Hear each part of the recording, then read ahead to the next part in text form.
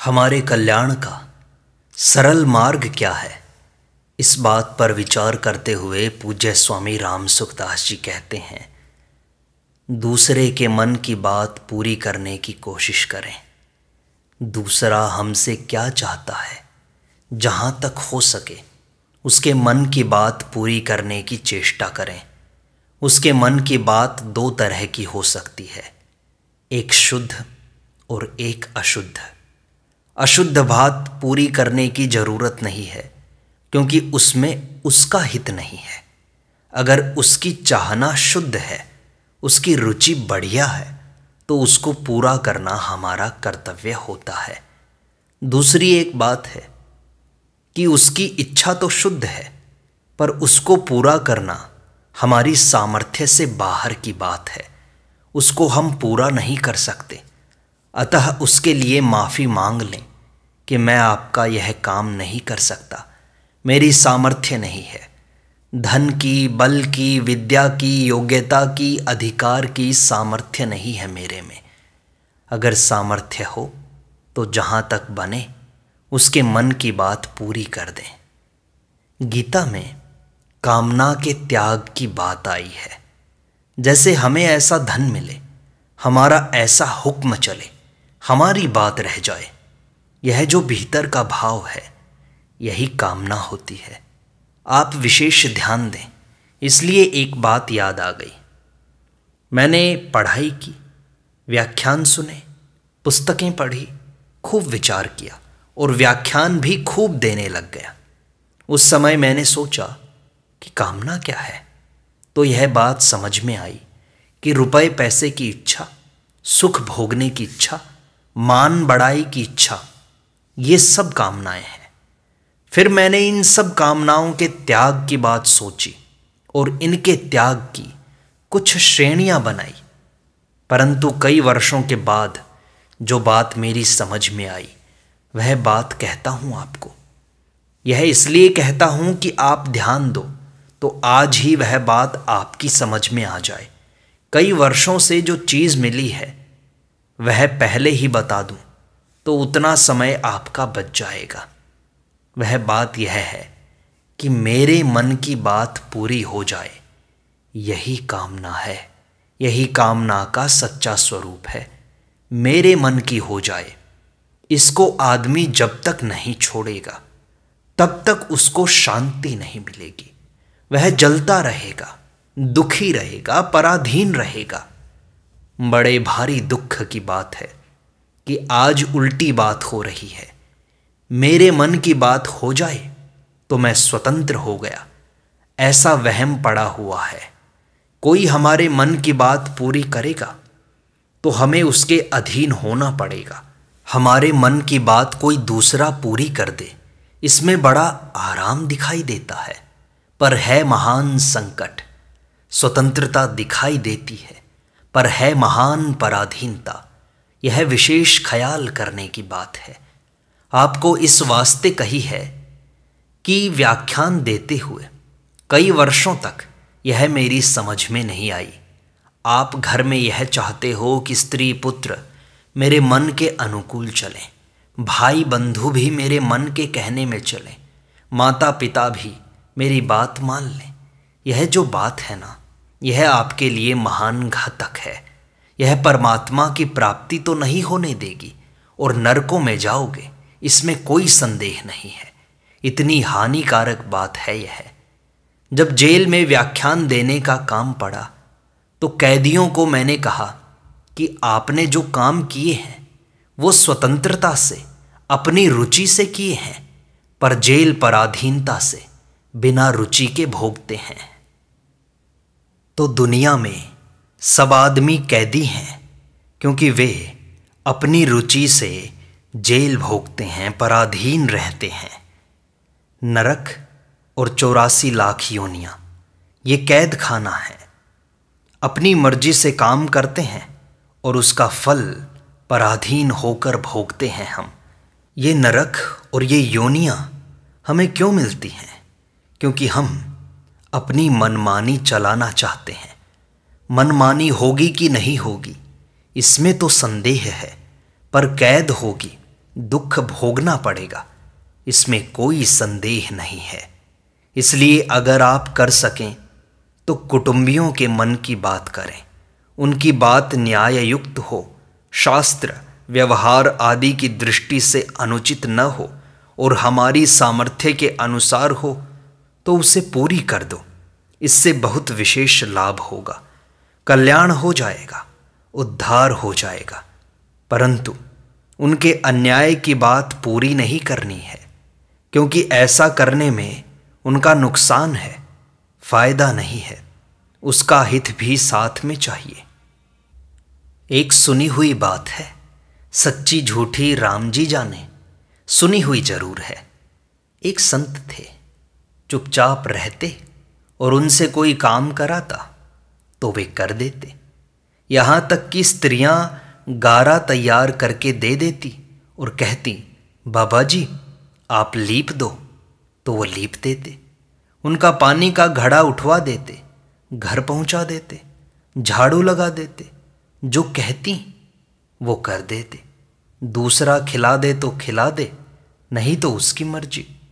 एक स्त्री की संतान नहीं थी, उसने बाबा जी की बहुत सेवा की। उसने खिलाया तो अच्छी तरह से खा लिया, कपड़ा पहनाया तो कपड़ा पहन लिया। वे आराम से रहने लगे। कुछ दिनों के बाद उसने अपनी शैया बिछा दी और इच्छा प्रकट की कि मेरी संतान हो जाए। बाबा जी ने कह दिया ना। वह बोले कि आप तो जैसा कहें वैसा करते हो।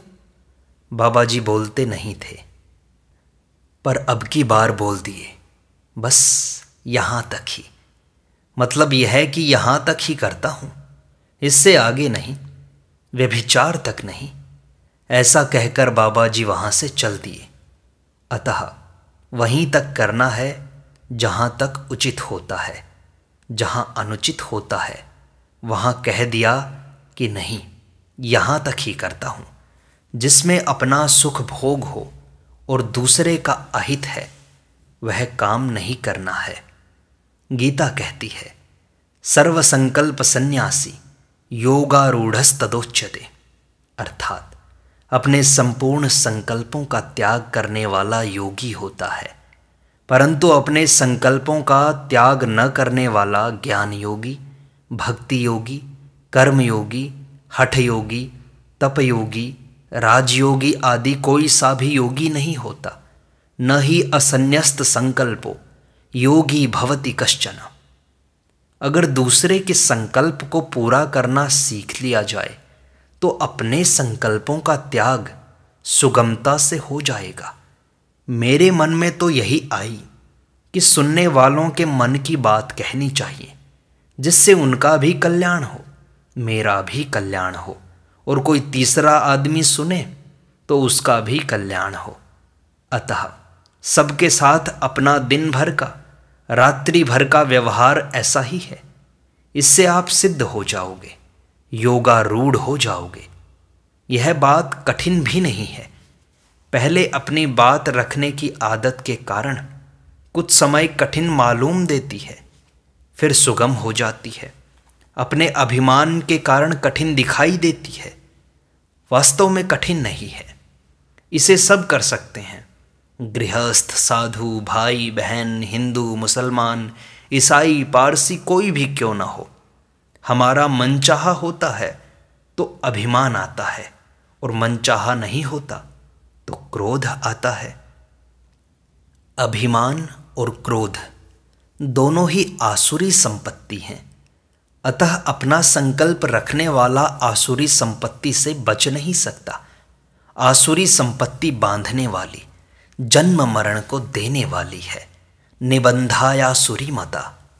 अपना संकल्प नहीं रखे तो आसुरी संपत्ति आ ही नहीं सकती। मुक्ति जितनी सीधी सरल है, उतना सरल कोई काम ही नहीं।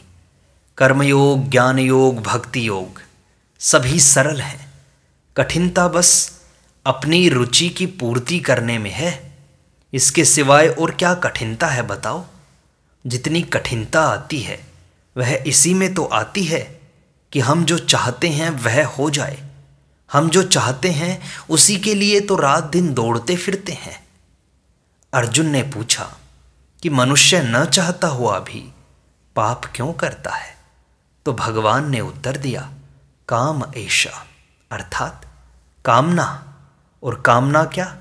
मेरी मनचाही हो जाए, यही मूल में कामना है। मुझे व्याख्यान देते हुए भी वर्षों के बाद यह बात मिली तो बड़ी प्रसन्नता हुई कि जड़ तो आज मिली है। मन की बात पूरी होने में स्वतंत्रता मानते हैं, पर है महान प्रतंत्रता, क्योंकि यह दूसरे के अधीन है। दूसरा हमारी बात पूरी करे, यह हमारे अधीन है क्या? मुफ्त में कोरी पराधीनता को लेना है और पराधीन सपने हूँ सुख नाही। एक श्रोता पूछता है, महाराज जी, अपनी बात सत्य प्रतीत हो, न्याय के अनुकूल प्रतीत हो, तो उस पर अडिग रहे या न रहे? स्वामी जी कहते हैं, अगर वह दूसरों के अधीन है तो उसमें अडिग मत रहो। हमारी बात सत्य है, न्याय मुक्त है, कल्याणकारी है, वर्तमान में और परिणाम में हित करने वाली है, तो उस बात का हम अनुष्ठान करें। पर दूसरा भी वैसा ही करे, यह बिल्कुल गलत है। इसमें हमारा अधिकार नहीं है।